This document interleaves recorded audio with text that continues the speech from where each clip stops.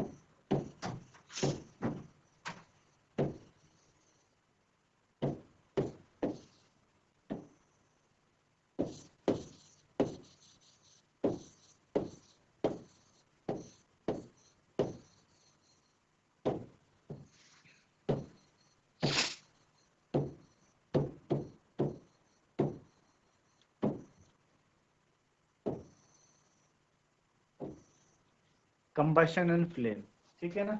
हमने बातें की थी, जो बातें मैंने आपको बताई कि हमने पिछले लेक्चर में ये चीजें की थी। आज हमें उसी से आगे चलना है। तो हमने बात की थी कि जो सन है, sun is the ultimate source of energy. और सन से भी क्या निकलती है, हीट और लाइट निकलती है। यानी सन के अंदर भी कंबशन हो रहा है। वो किस कारण होता है? न्यूक्लियर रिएक्शन के कारण, है ना, जिसको आप हायर क्लासेस में पढ़ेंगे। तो इसी तरीके से आप क्या कर सकते हैं, एक और एक्टिविटी के द्वारा आप क्या करिए, एक बर्निंग वुड, है ना, एक जलती हुई लकड़ी या फिर चारकोल या फिर एक ऑन एन आयरन प्लेट और तवा, आप क्या कीजिए, एक पीस ले लीजिए बर्निंग वुड का, है ना। बर्निंग वुड का एक पीस ले लीजिए।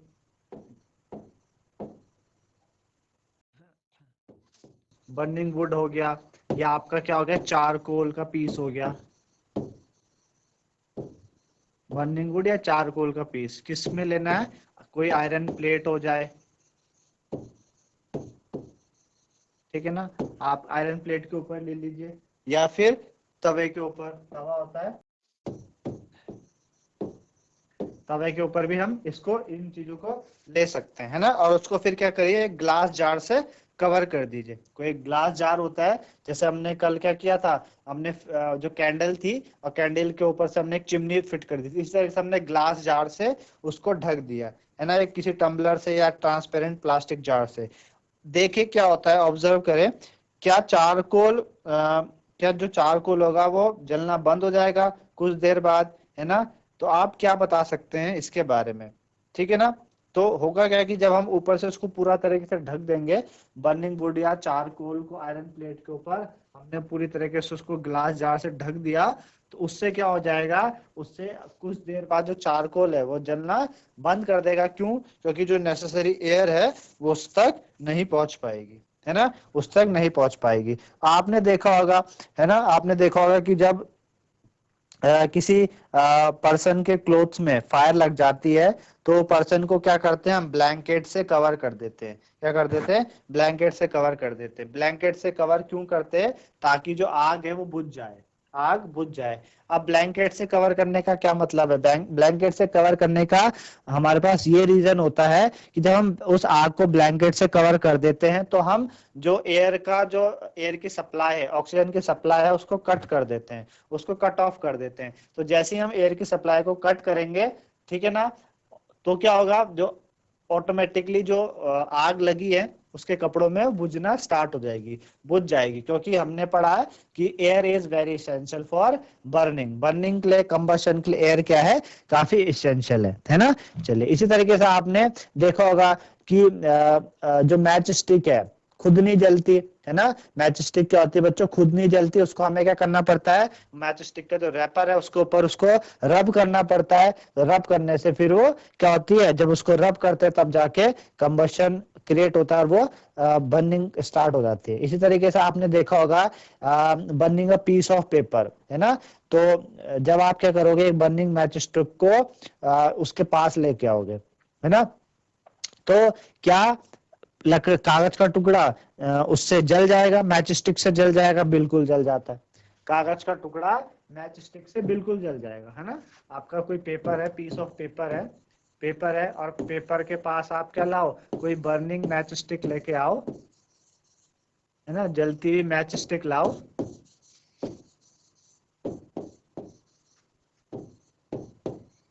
है ना, जलती हुई मैच स्टिक लेके आएंगे तो जो पेपर है इट स्टार्ट बर्निंग, पेपर क्या होगा, बर्न करना स्टार्ट हो जाएगा, इट स्टार्ट बर्निंग, पेपर क्या होगा, बर्न करना स्टार्ट हो जाएगा, it start burning paper, paper आपका जलना स्टार्ट कर देगा, है ना, पेपर जलेगा। तो ये रही पेपर की बात। लेकिन क्या पीस ऑफ वुड को आप मैच स्टिक से जला सकते हैं, है ना। हमने क्या किया, एक लकड़ी है, लकड़ी का टुकड़ा है, पीस ऑफ वुड है, और इसके पास में क्या, इसके पास में कोई बर्निंग मैच स्टिक लेके आया, इसके पास मैंने क्या किया, बर्निंग मैच स्टिक लेके आई, है ना। बर्निंग मैच स्टिक लेके आऊंगा तो क्या आप बता सकते हैं कि लकड़ी का टुकड़ा इस उससे जल जाएगा बर्निंग मैच स्टिक से, तो नहीं, है ना, बिल्कुल भी नहीं जलेगा। इससे क्या होगा, आपका जो बर्निंग मैच स्टिक से वुड का जो पीस है वो बिल्कुल भी नहीं जलेगा, है ना। तो हमने क्यों यूज किया पेपर, या हम क्या करते हैं उसके लिए, हम क्या करते हैं केरोसिन ऑयल या किसी पेपर का इस्तेमाल करेंगे ताकि जो फायर है वो स्टार्ट हो जाए वुड में या कोयले में, है ना। तो हम क्या करते हैं, इस वुड को अगर हमें जलाना है तो जलाने के लिए हम क्या करते हैं, केरोसिन, इसमें थोड़ा केरोसिन डालेंगे, है ना, केरोसिन डालेंगे, और केरोसिन डालने के बाद या आप देखते हैं हम थोड़ा पेपर का इस्तेमाल भी करते हैं, पेपर या केरोसिन डालते हैं, वुड के बीच में लगाएंगे और फिर बर्निंग मैच स्टिक उसके पास लेके जाएंगे, तो वुड क्या होगी, जलना स्टार्ट करेगी। अगर लेकिन खाली आप मैच स्टिक से उसे जलाना चाह रहे तो ऐसा संभव नहीं है ना। तो ऐसा क्यों होता है ना। आपने ऐसा देखा होगा कि आप देख पा रहे हैं कि डिफरेंट सब्सटेंस क्या कर रहा है, फायर कर रहा है डिफरेंट डिफरेंट टेम्परेचर में।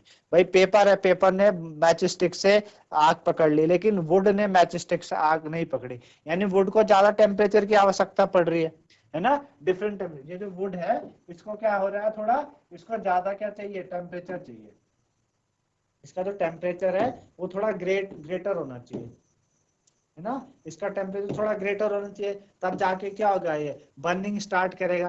पेपर तो लो टेम्परेचर में भी क्या हो पा रहा, ये आपका लो टेम्परेचर में भी क्या कर पा रहा, ये लो टेम्परेचर में भी बर्न कर रहा है, पेपर लो टेम्परेचर में भी बर्न हो रहा है। लेकिन जो वुड है वो उसको थोड़ा ज्यादा टेम्परेचर चाहिए। तो क्यों ऐसा होता है कि डिफरेंट सब्सटेंस डिफरेंट टेम्परेचर में क्या कर पाते हैं, बर्न करते हैं। तो वो लोएस्ट टेम्परेचर जिसमें कि कोई सब्सटेंस आग पकड़ता है उसका इग्निशन टेम्परेचर कहलाता है ना। क्या है, इग्निशन टेम्परेचर,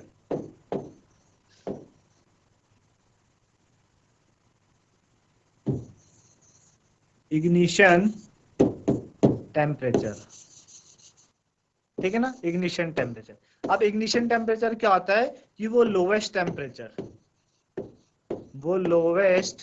टेम्परेचर जिसमें कोई सब्सटेंस क्या करता है, कैच फायर, है ना। तो ignition temperature is called what, it is the lowest temperature at which a substance catches fire is called its ignition temperature. वो उसको हम उसका इग्निशन टेम्परेचर कहते हैं। तो मेरे ख्याल से ये आपको समझ में आएगा इग्निशन टेम्परेचर के बारे में, है ना। तो आप अभी बता सकते हैं क्यों मैच स्टिक से जो मैच स्टिक होती है does not catch fire on its own at room temperature. भाई मैच स्टिक अपने आप ही आग नहीं पकड़ लेती रूम टेम्परेचर में, उसको हमें क्या करना पड़ता है, रब करना पड़ता है ना। अगर उसको हमें बर्निंग चाहिए तो हमें उसको जो मैच बॉक्स है उसके साइड में हमें क्या करना पड़ता है, बंद करना पड़ता है। तो मेरे ख्याल से आपको समझ में आएगा कि इस तरीके से होता है ना। तो ये आपने इस तरीके से आपने देखा। उसी तरीके से आजकल हम देखते हैं कि combustible substance can not catch fire और burn as long as its temperature is lower than its ignition temperature, है ना। कंबस्टिबल सब्सटेंस, वो सब्सटेंस जो कंबस्टिबल होते हैं, वो आपको पता है कंबस्टिबल का मतलब है। कंबस्टिबल सब्सटेंस तब तक आग नहीं पकड़ेंगे जब तक उनका टेम्परेचर इग्निशन टेम्परेचर से कम होगा। जैसे वुड है तो लकड़ी का टेम्परेचर कम, लकड़ी को जितना टेम्परेचर चाहिए था आग पकड़ने के लिए उतना बर्निंग मैच स्टिक उसको नहीं दे पा रही थी, इसलिए वो जल नहीं रही थी। लेकिन पेपर को जितना टेम्परेचर चाहिए था जलने के लिए उतना उसको मिल पा रहा था, तो पेपर क्या कर पा रही थी, पेपर जल पा रहा था। तो जब तक टेम्परेचर इग्निशन टेम्परेचर से कम रहेगा तब तक कोई सब्सटेंस आग नहीं पकड़ेगा। जब तक इग्निशन टेम्परेचर से कम रहेगा तब तक कोई भी सब्सटेंस, कंबस्टिबल सब्सटेंस आग नहीं पकड़ेगा, है ना। इसी तरीके से आपने देखा होगा cooking oil catching fire when a fry pan is kept for long on a burning stove, है ना। अगर आप क्या करिए, जो फ्राइंग पैन है उसको आप अगर देर तक बर्निंग स्टोव के ऊपर रखेंगे, बर्निंग स्टोव के ऊपर उसको आप देर तक रखेंगे तो उससे क्या होगा, कुकिंग ऑयल में आग पकड़ना स्टार्ट करेगा। कुकिंग ऑयल है जो तो आग पकड़ना स्टार्ट करेगा। इसी तरीके से केरोसिन ऑयल है, would do not catch fire on their own, है ना। खुद ही उनमें आग नहीं लगती, रूम टेम्परेचर में खुद उन पर आग नहीं लगती। लेकिन अगर केरोसिन ऑयल को आप हीट कर दे थोड़ा तो आग पकड़ लेगा। लकड़ी को आप हीट कर दे थोड़ा तो it would still not catch fire, है ना। वुड को आप हीट करोगे तो भी वो आग नहीं पकड़ेगी। क्यों? इसका मतलब केरोसिन का जो इग्निशन टेम्परेचर है वो वुड से कम है। इसका क्या मतलब है कि हमें क्या करना पड़ेगा, स्पेशल केयर करनी पड़ती है केरोसिन ऑयल को रखने के लिए। आपको बात आ रही है समझ में? दो चीजें हमारे पास, एक क्या है वुड और एक है केरोसिन ऑयल। हमारे पास एक है वुड और एक है केरोसिन ऑयल, है ना। एक वुड है केरोसिन ऑयल, तो दोनों के दोनों रूम टेम्परेचर पे, तो रूम टेम्परेचर में दोनों के दोनों फायर, मतलब दोनों के दोनों में आग नहीं लगेगी, है ना। रूम टेम्परेचर में दोनों के दोनों डू नॉट कैच फायर, दोनों के दोनों क्या होंगे, डू नॉट कैच फायर, दोनों में आग नहीं लगी।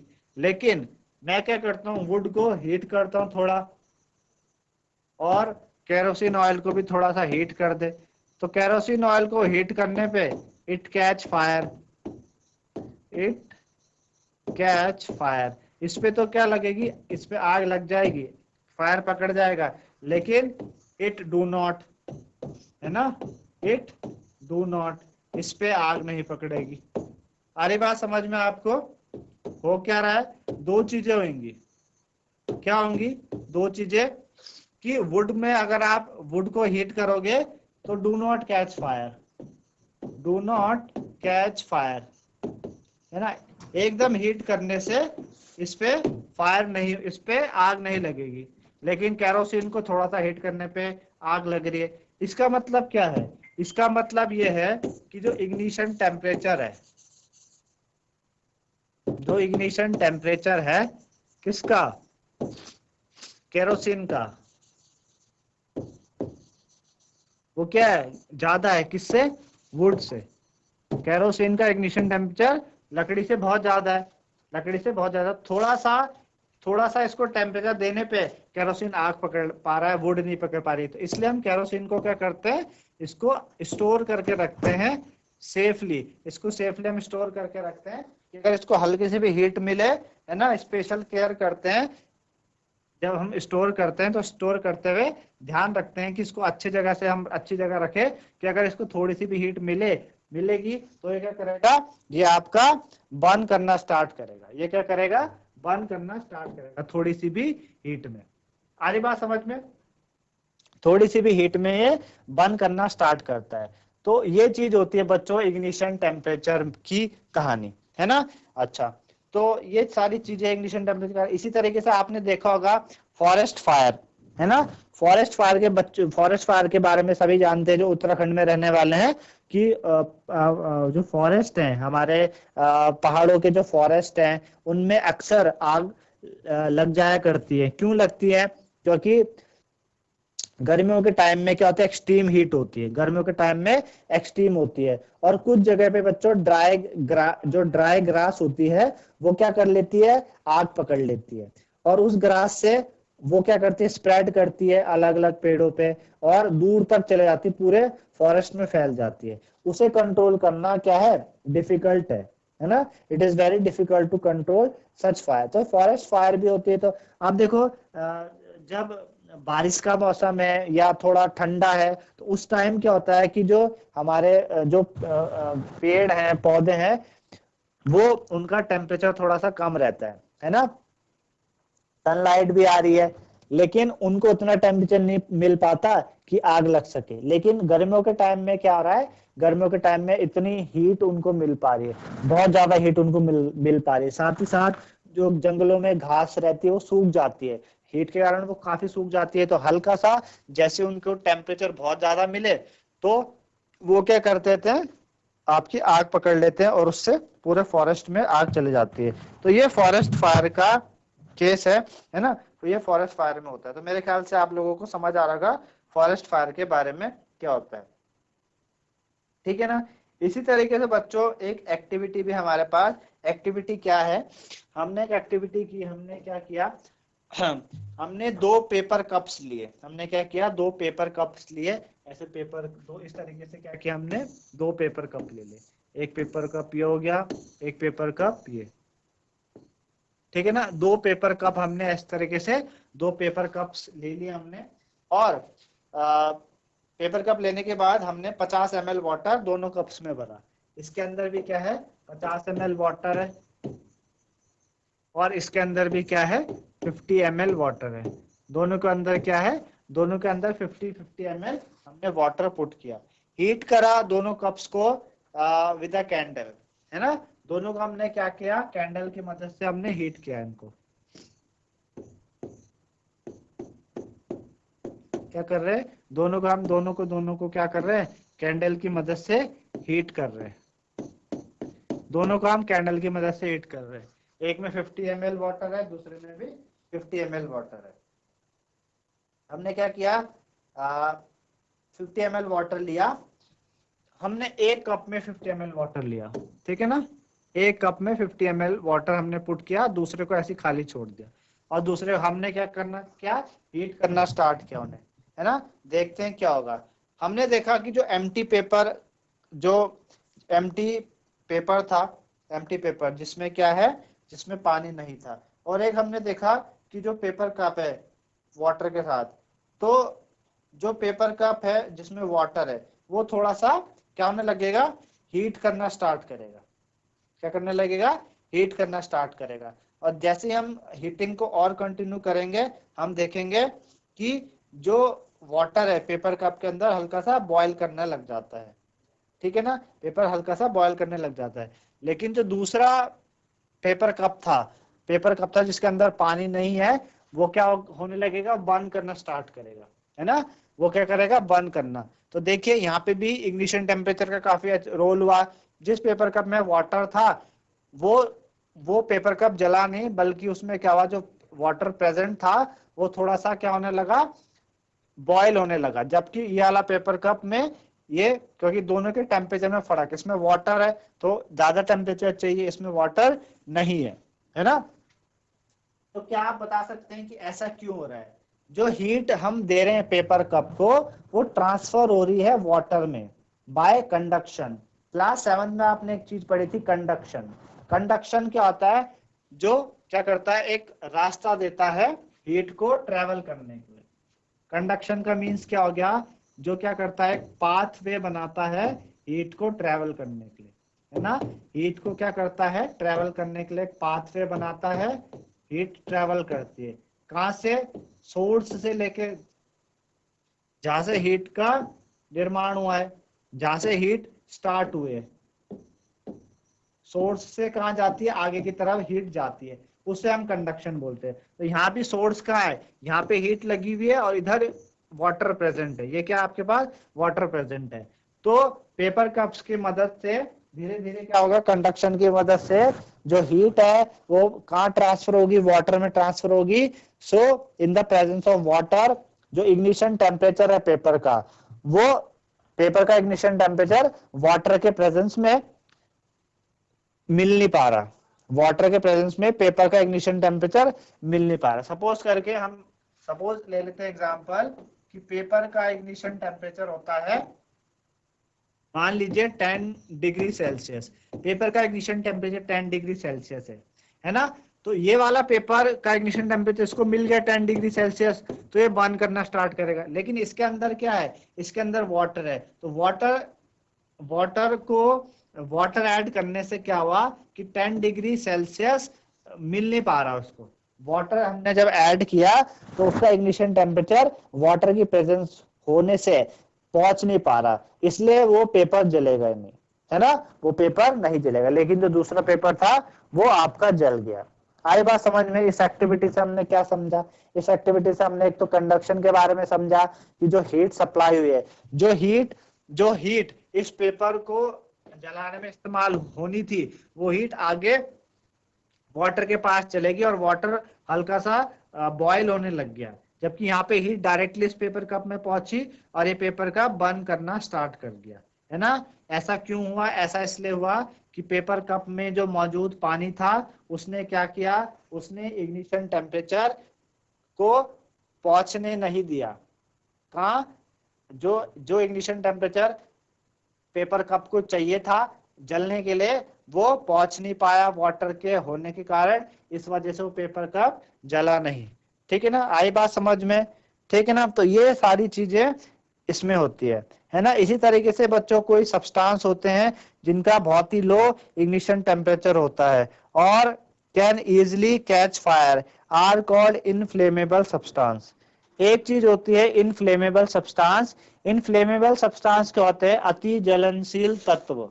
अति ज्वलनशील तत्व क्या होते हैं, जो जिनका इग्निशन टेम्परेचर बहुत कम है, बहुत ही ज्यादा कम है, आसानी से आग पकड़ सकते हैं। पेट्रोल हो गया, है ना, डीजल हो गया, हल्का सा इनको हीट मिली और ये क्या होंगे, तुरंत ही आग पकड़ लेंगे, तो इन्हें हम इनफ्लेमेबल सब्सटेंस कहते हैं। ठीक है ना, इतनी बात समझ में आओगी। आज यहीं पे छोड़ के जा रहे हैं, अगले टॉपिक अगले लेक्चर में यहीं से स्टार्ट करेंगे। तो इस तरीके से बच्चों आपने आज समझा काफी सारी चीजों के बारे में। इग्निशन टेम्परेचर जिसमें से काफी इंपॉर्टेंट था आज के लेक्चर में, क्यों इग्निशन टेम्परेचर अगर नहीं पहुंचेगा किसी भी सब्सटेंस का तो कंबशन नहीं करेगा, है ना। इनफ्लेमेबल सब्सटेंस के बारे में मैंने आपको हल्का सा बताया और एक्टिविटी के द्वारा भी हमने ये सारी चीजें देखी, है ना। तो आज के लिए मेरे ख्याल से इतना ही। इसी तरीके से आप पढ़ते रहिए। धन्यवाद। Have a nice day.